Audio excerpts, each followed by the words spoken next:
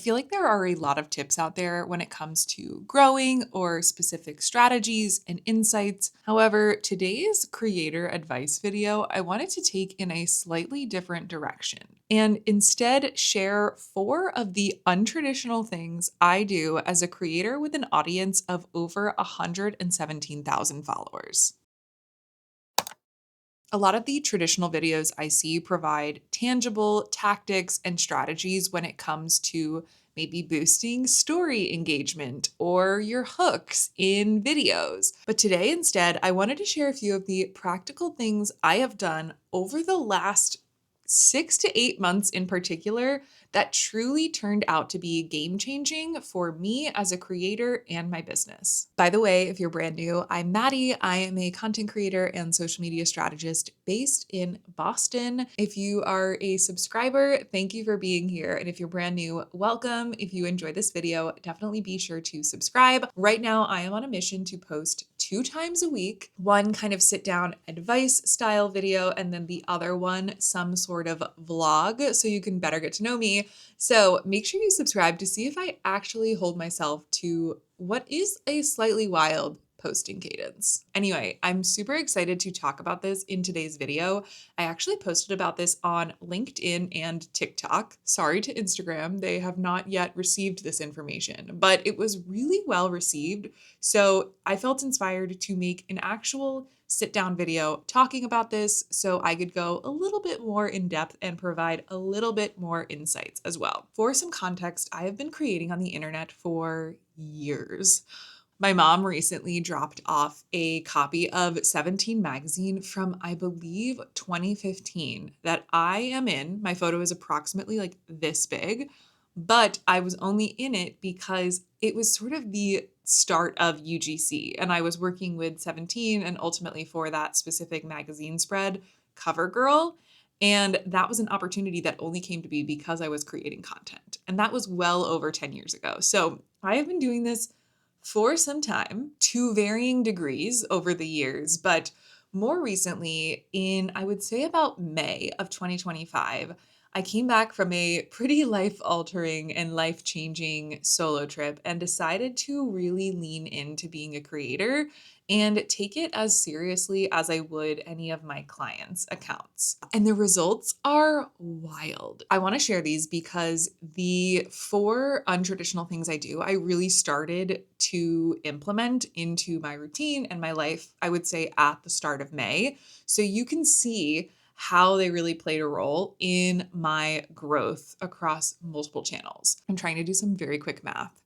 I more than almost tripled my Instagram following. I doubled essentially, so maybe it's slightly under. Okay, I don't have both numbers pulled up here. My TikTok following, and obviously like YouTube hasn't seen that much growth, but really big growth on TikTok and Instagram. And more importantly, I would say that during that span of time, I've received so many opportunities, both as a creator and a strategist, as well as DMs from people who have been positively impacted by the content I create and the work and message I put out there, which to me is like why I do things at the end of the day, which I will get back to. But I really feel like implementing the following was game changing. So if you are kind of feeling like you're in a little bit of a creator rut, or you are looking to really go for it in 2026, save this video, take some notes, and steal everything I talk about. I'm a huge fan of all 4 of these things and tell a ton of friends and colleagues to do the same. So let me know in the comments if you plan to steal one in particular or implement all 4. All right, let's get into these untraditional things that I do. For years, I feel like I would use scrolling as a means to find inspiration, but the reality is that it really resulted in me playing the comparison game and honestly,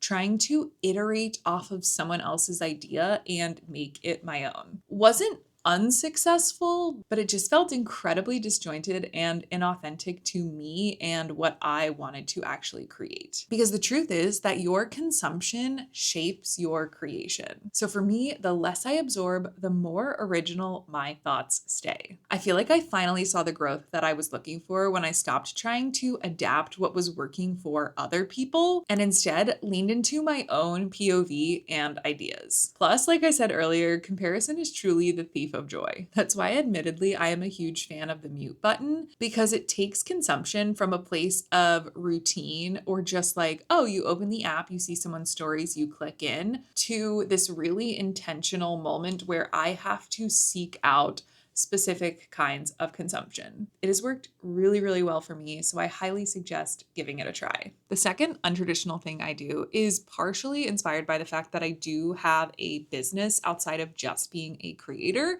and that is that I have a list of my values, my visions, and my boundaries. A lot of the times as a business owner, you'll have these listed on your website. And for some reason, I always thought it was kind of funny that as a creator, like you are a business, but oftentimes we don't think about that. We don't think about like, what are my values and what is the vision I have for this creator business that I'm building. So for me, I actually have a page in my Notion with all three of these things written out. So values are what matters most to me as a creator slash business. The vision is where I am trying to go. What do I see my work and the things that I'm building evolving into over time? So this is the long-term brand that I am wanting to build and the impact that I am hoping to make. I feel like vision and mission could sort of be used interchangeably. Like, what is my mission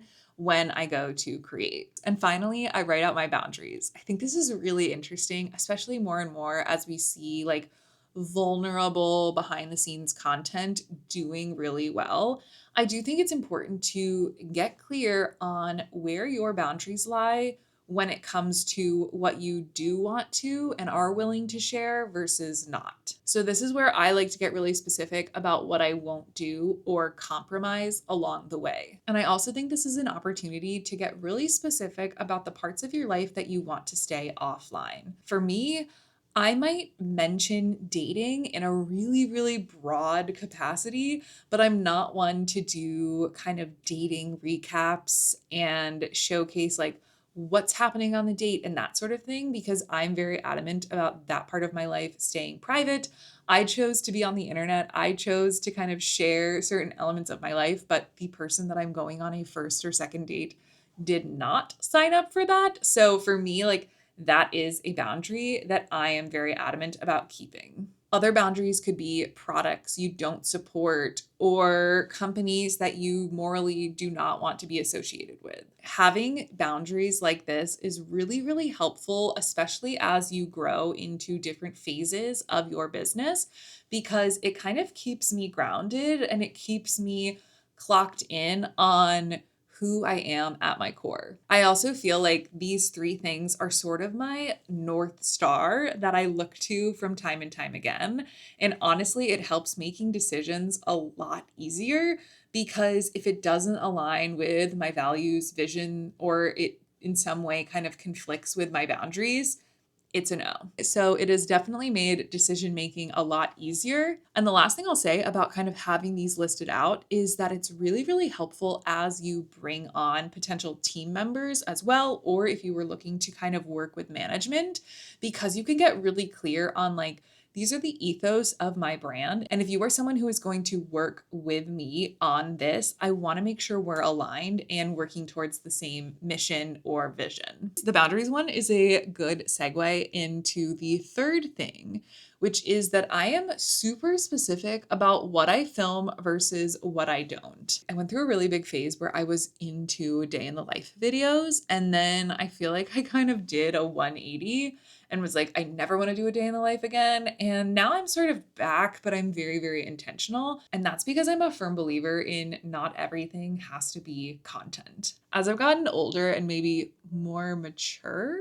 question mark, I'm really adamant about protecting parts of my life and keeping them offline, specifically so I can just be present in the moment and not feel the need to record every single waking second. I have noticed for my personality type that it is important for me to like actually schedule time off and truly unplug. The other thing I'll say when it comes to being specific about what I film versus what I don't is that I have loved using the brick. Full transparency, they sent this to me. I did not buy this with my own money.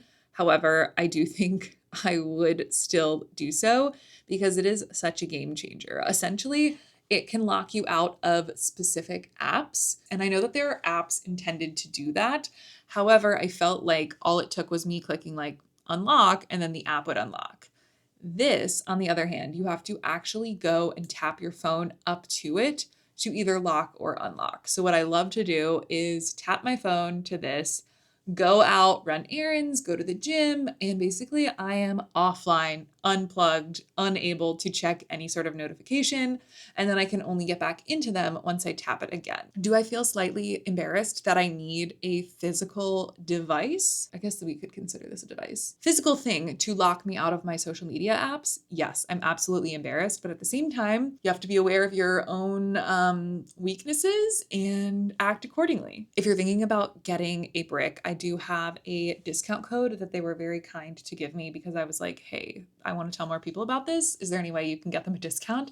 So they did give me one. I will put all of those details in the description. The final untraditional thing I do that I actually utilized this morning is making some sort of like why I create folder. So for me, I call it my feel good folder. And this is actually something I kind of implemented before I was even creating online. I did it more so when I was making a transition into working for myself because I knew I would doubt myself and I wanted to be able to refer back to comments or messages that were a reminder that like I know what I'm doing. I just have to like trust my gut. So it's slightly evolved since then.